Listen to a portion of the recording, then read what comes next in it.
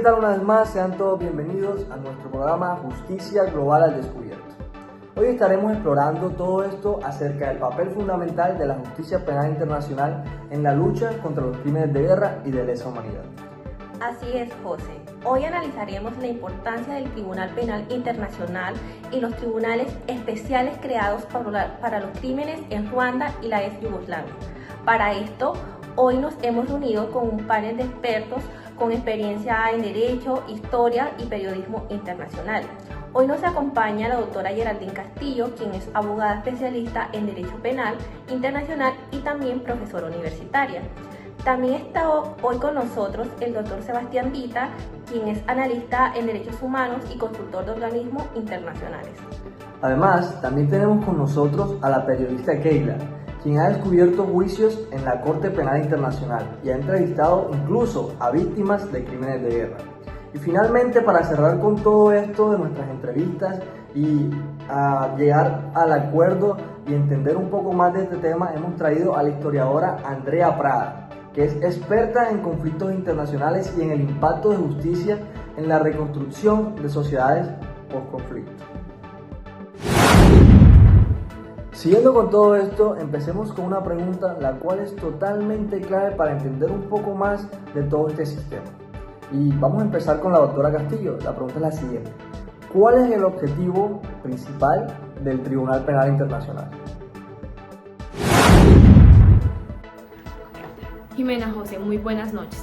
El Tribunal Penal Internacional es un tribunal permanente con vocación universal y de carácter complementario con respecto a las jurisdicciones nacionales, creado por medio del Estatuto de Roma y adoptado el 17 de julio de 1998, con sede en La Haya, Holanda, y con competencia para juzgar a los individuos presuntamente responsables de haber cometido crímenes contra la humanidad, como lo son el genocidio, los crímenes de lesa humanidad y crímenes de guerra.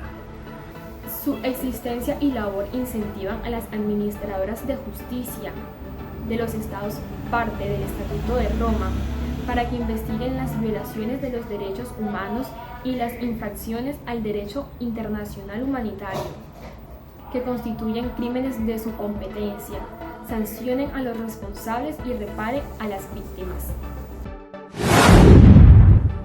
Doctora Castillo, una vez ya entendido todo sobre la importancia del Tribunal Penal Internacional, ¿cuál ha sido el impacto de este desde su creación? Jimena, el Tribunal Penal Internacional desde su creación es visto como un símbolo de justicia global, por lo que podemos asegurar que el TPI ha tenido un impacto positivo en sentar precedentes en la justicia internacional y en responsabilizar a los perpetradores de los crímenes más graves. Pero, pues hoy día aún existen algunos desafíos, entre ellos cabe recalcar la falta de cooperación de algunos de los estados, entre estos de las grandes potencias como lo son Estados Unidos, Rusia, China, que aún hoy día no reconocen su jurisdicción. Muchas gracias, doctora Castillo. Ya entendimos que esto ha sido un símbolo de justicia global, que ha tenido aspectos limitantes, pero igual deben haber casos los cuales han sido emblemáticos. Entonces me gustaría saber un poco más de esto.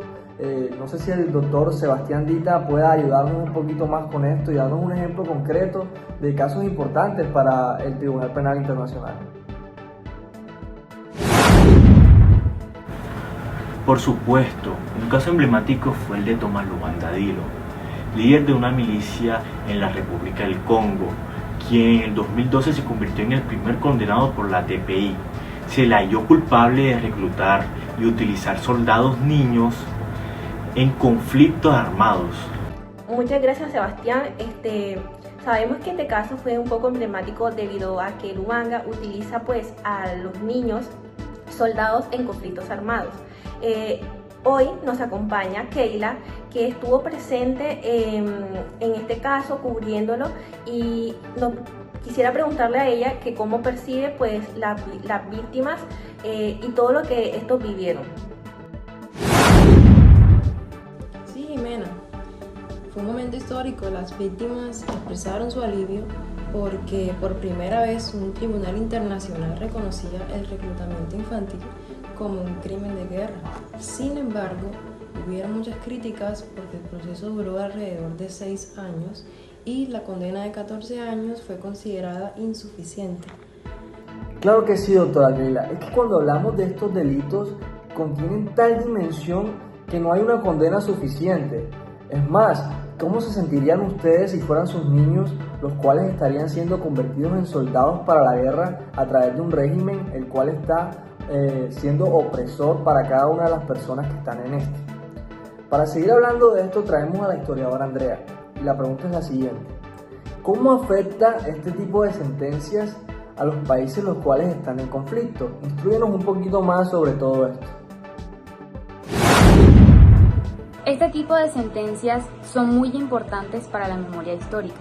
Sin embargo, cuando se trata de países que están en estado de guerra, ese impacto inmediato muchas veces se limita o resulta limitado.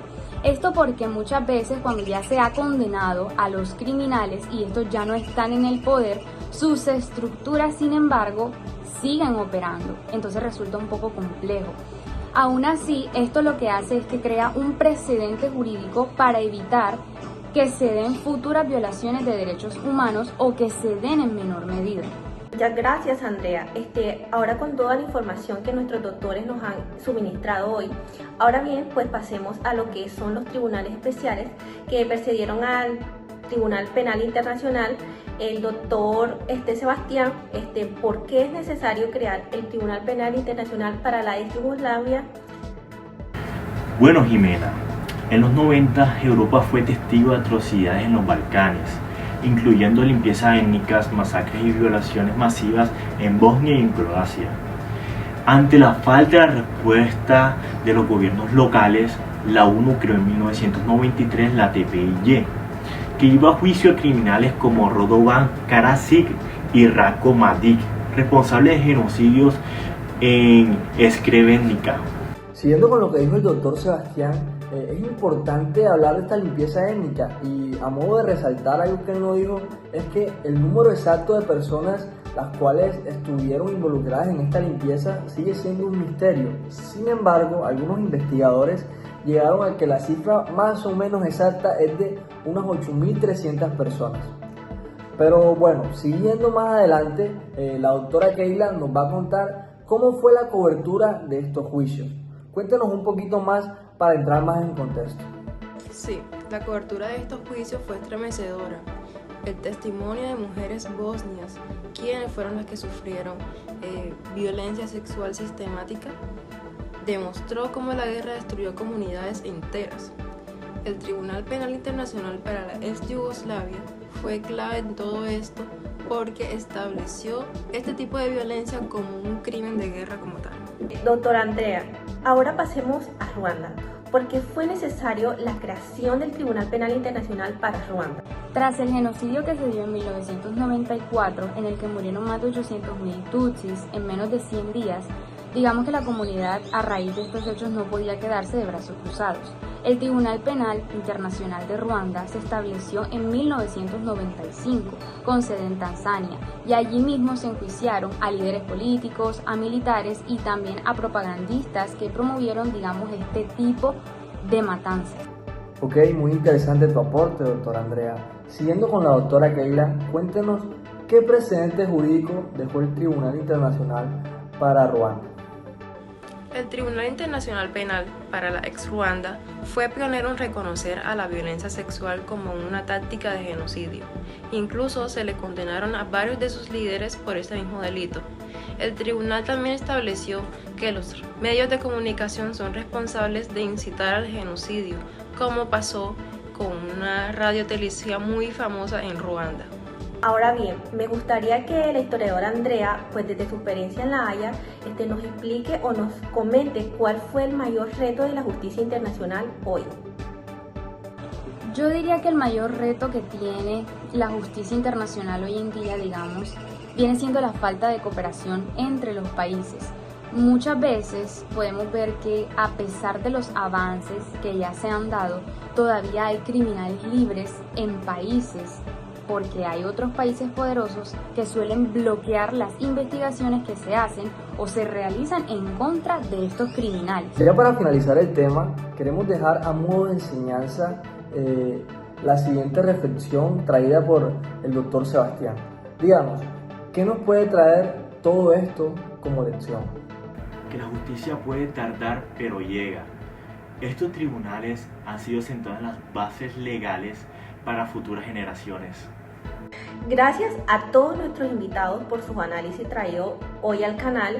Nos vemos en la próxima emisión de Justicia Global al Descubierto. Buenas noches, no se olviden de seguirnos en todos nuestros canales digitales.